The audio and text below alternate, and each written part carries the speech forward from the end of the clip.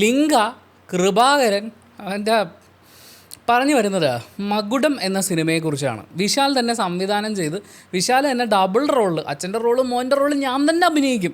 സാധാരണ ചില നടന്മാരൊക്കെ ഈ കയ്യടി കിട്ടുമെന്ന് ഉറപ്പുള്ള റോളാണെങ്കിൽ ഡബിളും ട്രിപ്പിളും ഒക്കെ ചെയ്യുന്ന കണ്ടിട്ടുണ്ട്. ഇതെന്തിനാണ് ഇയാൾ ചെയ്തതെന്ന് എനിക്ക് മനസ്സിലായിട്ടില്ല. എന്തായാലും അവനവൻ തന്നെ സംവിധാനം ചെയ്ത് അവനവൻ തന്നെ നായകന്മാർ 2 റോളും ചെയ്ത് അങ്ങനെ റിലീസായിട്ടുള്ള ആ സിനിമ ലോഡ് കണക്കിന് ആർട്ടിസ്റ്റുകൾ വേറെ ഉണ്ട്. പുകഴ്ത്തിയൊന്നും പറയാനില്ലാത്തത് കൊണ്ട് അവരുടെ ഒന്നും പേരെടുത്ത് പറയുന്നില്ല. എൻ്റെ ഒരു അഭിപ്രായം പറയുകയാണെങ്കിൽ ഈ 3-3.25 മണിക്കൂറിന് ഈ സിനിമ ഉണ്ടാക്കേണ്ട ഒരു കാര്യമില്ലായിരുന്നു. ഇതൊരു 3 പാർട്ടായിട്ട് പ്ലാൻ ചെയ്യണമായിരുന്നു. ഫസ്റ്റ് പാർട്ടിൽ അത്യാവശ്യം ബഡ്ജറ്റ് മുടക്കി തന്നെ അവരെടുത്തോട്ടെ, ആ പടം എന്തായാലും പൊട്ടും. അത് കഴിയുമ്പോൾ സെക്കൻഡ് പാർട്ടും തേർഡ് പാർട്ടും ഇവർക്ക് ഉപേക്ഷിക്കായിരുന്നു. അല്ലാതെ നമ്മുടെ ക്ഷമ പരീക്ഷിച്ച് ഇത്രയും പൈസയും കളഞ്ഞ് ഇയാളിത് എന്ത് തേങ്ങയാണ് ഉണ്ടാക്കി വെച്ചിരിക്കുന്നത് എന്നെനിക്ക് മനസ്സിലാവുന്നില്ല. ഞാൻ ഇങ്ങനെയൊന്നും ഇതുവരെ ഒരു റിവ്യൂവിൽ സംസാരിച്ചില്ല. എനിക്ക് പൊളിഞ്ഞിരിക്കുകയാണ്. ഈ എന്തുവാടേ ഇത്? അതായത് നമ്മളെ മറ്റേ ട്രെയിലർ കാണിച്ചു തന്നേക്കുന്നത് ലിംഗ എന്ന് പറയുന്ന ഒരു ഡോണുണ്ട്, ഇയാൾക്കൊരു മോനുണ്ട്. ഈ അപ്പൻ ഡോണിൻ്റെ അടുത്ത് നിന്ന് മകൻ മാറി നടന്നാണ് ജീവിക്കുന്നത്. അവൻ ചിലപ്പോൾ മുമ്പ് ഗുണ്ടയായിരുന്നിരിക്കാം, അല്ലെങ്കിൽ അല്ലാതിരിക്കാം. എന്തായാലും അപ്പനുമായിട്ട് ഇവൻ തെറ്റിയിരിക്കുകയാണ്. കുറച്ച് കഴിയുമ്പോൾ ഈ അപ്പൻ തട്ടിപ്പോറാവുന്ന സിറ്റുവേഷൻ വരുമ്പോഴേക്കും അച്ഛനും മോനും മച്ചാമച്ചയായിട്ട് പിന്നെ മകൻ അടുത്ത ഡോൺഷിപ്പ് ഏറ്റെടുക്കുന്നു എന്ന് പറയുന്ന പരിപാടിയൊക്കെ ആയിരിക്കും. എന്നാൽ അതൊന്നും മര്യാദയ്ക്ക് കാണിക്കുക.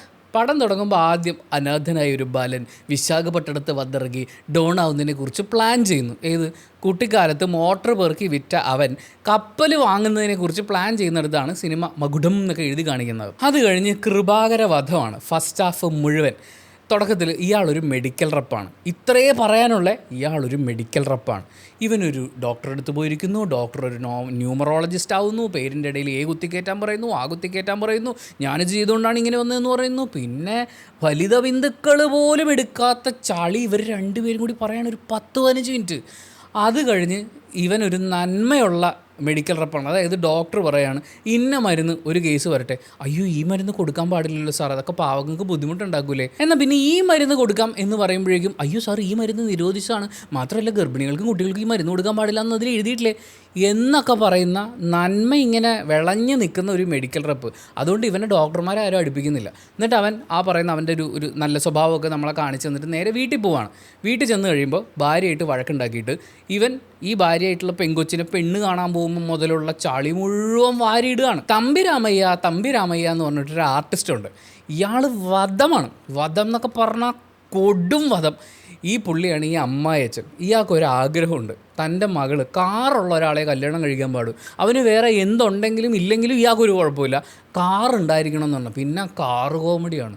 കാറ് ഇവന് കാറില്ല. കാറുണ്ടെന്ന് കള്ളം പറയുന്നു, കാറ് പോകുന്നു വരുന്നു. ഇതിനിടയിൽ എന്തായാലും ഇത്രയൊക്കെ നാട്ടുകാരും വീട്ടുകാരും ഒക്കെ കളിയാക്കാൻ തുടങ്ങിയല്ലോ, അതുകൊണ്ട് കാറ് വാങ്ങാം എന്ന് നമ്മുടെ നായകൻ തീരുമാനിക്കും. എന്നിട്ട് ആദ്യം മാരുതിയുടെ ഷോറൂമിൽ ചെല്ലും. അത് കഴിഞ്ഞ് അടുത്ത കാറിൻ്റെ ഷോറൂമിൽ ചെല്ലും, നെക്സയിൽ ചെല്ലും, നെക്സോണിൽ ചെല്ലും. ഇങ്ങനെ പല കാർ സ്റ്റോറിൽ ഇവൻ കയറി ഇറങ്ങുകയാണ്. ഇവന് സാലറി ഇല്ല, സിബിൽ സ്കോർ ഇല്ല, അതുകൊണ്ട് ലോൺ കൊടുക്കാൻ പറ്റില്ല എന്ന് ഈ കാർ ഷോറൂം ഓണേഴ്സ് പറയുന്നു. ഈ കാർ ഷോറൂം ഓണേഴ്സൊക്കെ എന്താ ഇങ്ങനെ, ഞങ്ങൾ പാവങ്ങൾക്കൊന്നും സ്വപ്നം കാണാൻ പറ്റുന്നില്ലേ എന്ന് പറഞ്ഞിട്ടൊരു സെൻറ്റ് വേറെ. എടാ ആ ലോൺ നിനക്ക് തന്നാൽ നിനക്ക് അടയ്ക്കാൻ ശേഷിയില്ല എന്നുള്ളതുകൊണ്ട് ദയവേത് ആ ട്രാപ്പിൽ പോയി വീടരുതെന്ന് അവർ ഉപദേശിക്കുന്നതാണ്. അതിൻ്റെ പേരിൽ അച്ഛനും അമ്മയും 2 പിഞ്ചു കുഞ്ഞുങ്ങൾക്ക് ഒരു കാറ് മോഹിച്ചൂടെ എന്നൊക്കെ പറഞ്ഞിട്ട് അങ്ങനെ കാറ് അവൻ വാങ്ങുന്നില്ല. ഇവൻ്റെ കയ്യിൽ 4 ലക്ഷം രൂപയുണ്ട്. ഞാനാണെങ്കിലും അവനോട് പറയും നീ പോയി സെക്കൻഡ് ഹാൻഡ് വാങ്ങിക്കാൻ. ഇത് വാങ്ങുന്നതിന് ഇവന് ഇത്രയും അനുഭവം വേണം. അത് കഴിഞ്ഞ് അവൻ പോയി സെക്കൻഡ് ഹാൻഡ് കാറ് വാങ്ങിക്കും. ഏതാണെന്നറിയോ? BMW. എന്നിട്ട് ആ BMW ഇവൻ യാത്ര പോകുന്നതും കുറേ കോമഡി സീനുകളും വീണ്ടും വലിഞ്ഞ് നീണ്ട് പരന്നിങ്ങനെ പോയി. ഫസ്റ്റ് ഹാഫ് അങ്ങനെ തീർന്നു. സെക്കൻഡ് ഹാഫിലാണ് ലിംഗയുടെ അവതാര പിറവി ഉണ്ടാകുന്നത്. അവൻ്റെ അച്ഛനാണ്. അപ്പോൾ ഈ അച്ഛൻ എന്ന് പറയുന്ന ആൾ വിശാഖപട്ടണത്ത് എത്തിയിരുന്ന എൻ്റെ അനാഥ ബാല്യമാണല്ലോ നമ്മൾ കണ്ടത്. അവിടെ നിന്നാണ് സ്റ്റാർട്ട് ചെയ്യുന്നത്. ഇതിനിടയിൽ ഈ സിനിമയിൽ ഇവരെന്തിനാണെന്ന് എനിക്കറിയാൻ പാടില്ല, ചാപ്റ്ററൊക്കെ ഇട്ട് എഴുതി കാണിച്ചിട്ടുണ്ട്. എന്ത് കാര്യത്തിന്? ലിംഗ റൈസിംഗ് എന്ന് പറയുന്ന ഒരു ചാപ്റ്റർ പേരെഴുതി കാണിച്ചേക്കുക. നമ്മളെന്താ വിചാരിക്കുക, ലിംഗ എന്ന് പറയുന്ന ഒരു സാധാരണ ഒരു റൗഡിയോ ഗുണ്ടയോ അവൻ വളർന്ന് വലിയ ഡോണാവുന്ന ആ പൊങ്ങി വരലാണല്ലോ നമ്മൾ പ്രതീക്ഷിക്കുക. അതാണല്ലോ റൈസിംഗ് ഓഫ് ലിംഗ. പക്ഷെ അവിടെ എന്താ കാണിക്കണമെന്നറിയോ? ഇവനൊരു ഗുണ്ടയാണ്. ഇവൻ അഞ്ജലി അവതരിപ്പിക്കുന്ന അവൻ്റെ ഭാര്യ ആവാൻ പോകുന്ന പെണ്ണിൻ്റെ ക്യാരക്ടർ കാണുന്നു. അപ്പോൾ അവൻ്റെ പ്രണയം പൊങ്ങുന്നു. പിന്നെ റൈസിംഗ് ഓഫ് ലിംഗ എന്ന് പറഞ്ഞിട്ട് ഈ പെണ്ണിൻ്റെ പുറകെ നടക്കുന്നു, പാട്ട് പാടുന്നു, ഡാൻസ് കളിക്കുന്നു. ഇതാണ് റൈസിംഗ് ഓഫ് ലിംഗ. പിന്നെ ഈ സിനിമയ്ക്കൊരു പ്രത്യേകതയുണ്ട്. ഒരാളും സമയത്തിന് ചാവില്ല, വലിഞ്ഞ് പോവാണ്. അതായത് കുത്തുകൊണ്ട് ചോര വാർന്ന് കിടക്കുന്ന ഭാര്യ ഇപ്പം തീരേണ്ടതാണ്. ഭർത്താവ് ഓടി വരുന്നു, അവൻ വലിയ ഗുണ്ടയും ചോര കണ്ട് അറപ്പ് മാറിയതാ, അയ്യോ എന്നൊക്കെ പറഞ്ഞിട്ട് വിശാൽ ഓവർ ആക്ടിങ് ഇട്ട് മരിക്കുന്നു. എന്നാൽ പൊക്കി ആശുപത്രി കൊണ്ടുപോവാ, കുത്തുകൊണ്ട് ചോര പോയല്ലോ, മരിക്കാനുള്ളതാണ്. ഇവൻ ഈ നിലവിളിച്ച് ഇവളും ഷോ കാണിക്കുന്ന സമയമുണ്ടെങ്കിൽ ആശുപത്രി കൊണ്ടുപോയി ഓപ്പറേഷൻ കഴിഞ്ഞ് ഭാഗ്യം കൊണ്ട് രക്ഷപ്പെട്ടു, 5 മിനിറ്റും കൂടി വൈകിയിരുന്നെങ്കിൽ തട്ടിപ്പോയനെ എന്ന് പറയേണ്ട കേസാണ്. പക്ഷെ ഇവൻ കെട്ടിപ്പിടിച്ചിരുന്ന് മോങ്ങ.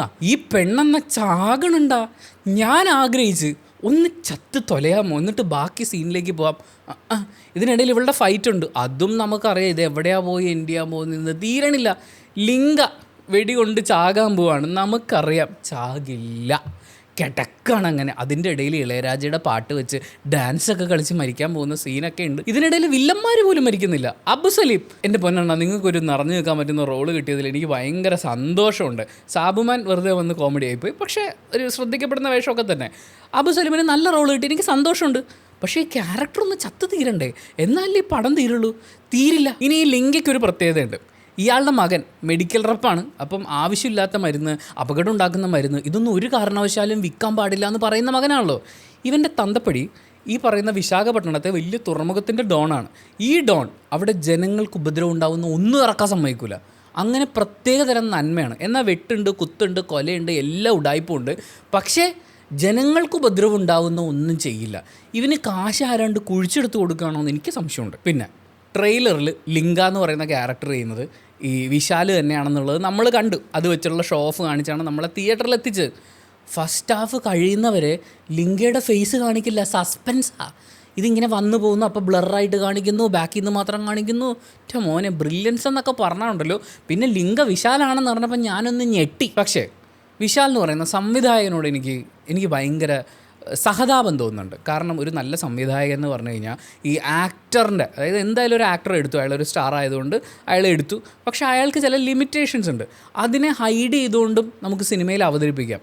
ഇത് സ്വന്തം ലിമിറ്റേഷൻസ് മനസ്സിലാക്കാതെ അത് ഏറ്റവും കൂടുതൽ എക്സ്പ്രസ് ചെയ്യേണ്ട സീനുകൾ കുത്തി കയറ്റിയിട്ട് അവിടെ ഇരുന്ന് ചെയ്യുന്ന വിശാലിനെയാണ് ഞാൻ കാണുന്നത്. പിന്നെ എല്ലാവരും ഓവർ ആക്ട് ചെയ്തിട്ടുള്ളത് കൊണ്ട് അതിനൊരു കുഴപ്പമില്ലാത്തൊരു പരിപാടിയുണ്ട്. ഇതിനകത്ത് അബു സലീമാണോ ആരാണെന്നറിയില്ല. അതായത് ഡയലോഗ് പറയുമ്പോഴേ ഈ വിശാലിൻ്റെ മനസ്സിലുള്ളത് പുള്ളി അഭിനയം തുടങ്ങുന്ന കാലത്തുള്ള സിനിമയാണ്. അതുകൊണ്ട് യങ് അണ്ണൻ എന്ന് പറയുമ്പോൾ കണ്ണ് ഇത്ര തുറന്നിട്ട് യങ് അണ്ണൻ എന്നൊക്കെ പറഞ്ഞിട്ട് എക്സ്പ്രഷൻ ഇട്ടിട്ട് അമ്മേ, ഞാനിതൊക്കെ ശ്രദ്ധിക്കാൻ കാര്യം എന്താ പറയുക, ഒരു മണിക്കൂർ തികഞ്ഞപ്പോഴേക്കും എനിക്ക് വെറുത്ത്. പിന്നെയും വിചാരിച്ച് 2 മണിക്കൂർ 2.5 മണിക്കൂറൊക്കെ ആകുമ്പോഴേക്കും തീരണില്ലടൂ.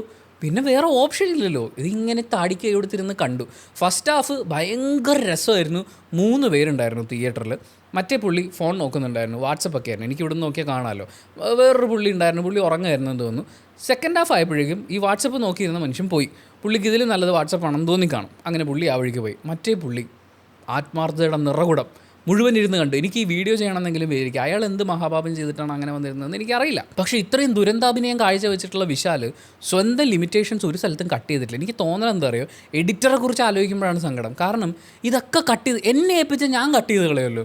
ആ കട്ട് ചെയ്യുന്ന സാധനം പോലും എഡിറ്റർ കട്ട് ചെയ്തിട്ടില്ല. മിക്കവാറും വിശാൽ പുറകെ ഇരുന്ന് പറഞ്ഞിട്ട് ഇത് കട്ട് പണ്ണാതെ ഇത് എന്നോട് ரொம்ப അരുമയാന നിമിഷം, കുറേ നാൾ കഴിയുമ്പോൾ എനിക്ക് ഓസ്കാർ കിടക്ക പോകുന്നതെന്നൊക്കെ പറഞ്ഞിട്ട് നിർബന്ധിച്ച് വെച്ചതാണെന്ന് തോന്നുന്നു. അങ്ങനെ കുത്തിത്തിരികി വെച്ചിട്ടുള്ള കുറേ സീക്വൻസുകളുണ്ട്. ഇതിനിടയ്ക്ക് അപ്പാപ്പാസം വന്നുണ്ട്, ഭാര്യപാസം വന്നുണ്ട്, മക്കൾ പാസം വന്നുണ്ട്.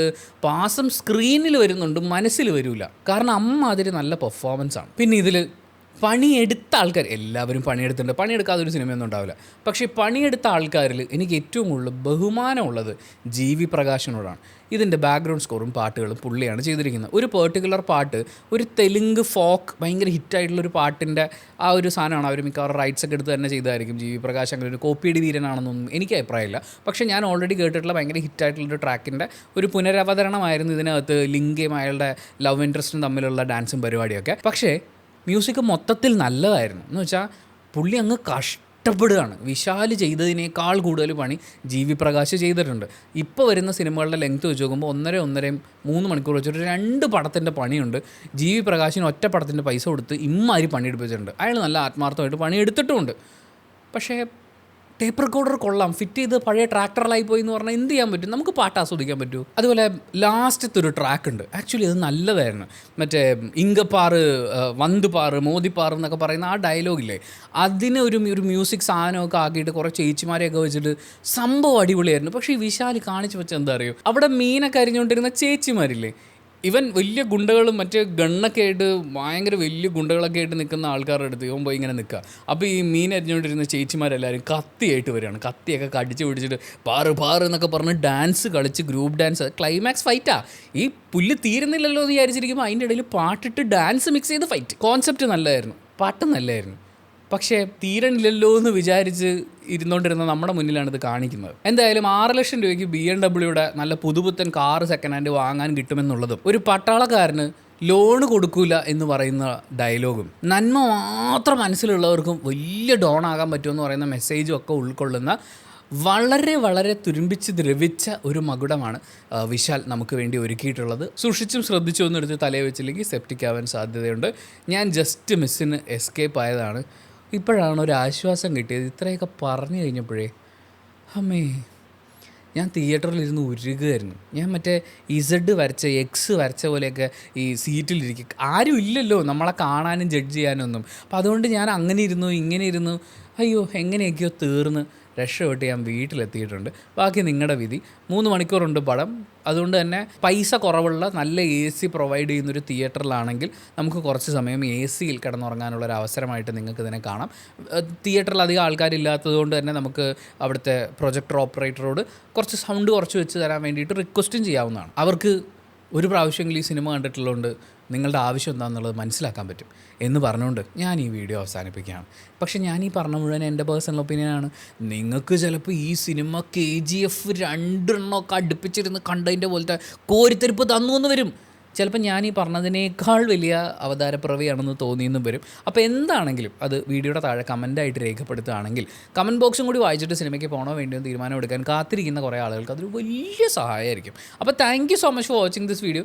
വീഡിയോ ഇഷ്ടപ്പെട്ടാൽ ലൈക്ക് ചെയ്യുക, കമൻറ്റ് ചെയ്യുക, ഷെയർ ചെയ്യുക, സബ്സ്ക്രൈബ് ചെയ്യുന്ന കാര്യവും ഹൈപ്പ് ചെയ്യുന്ന കാര്യവും പരിഗണിക്കുക.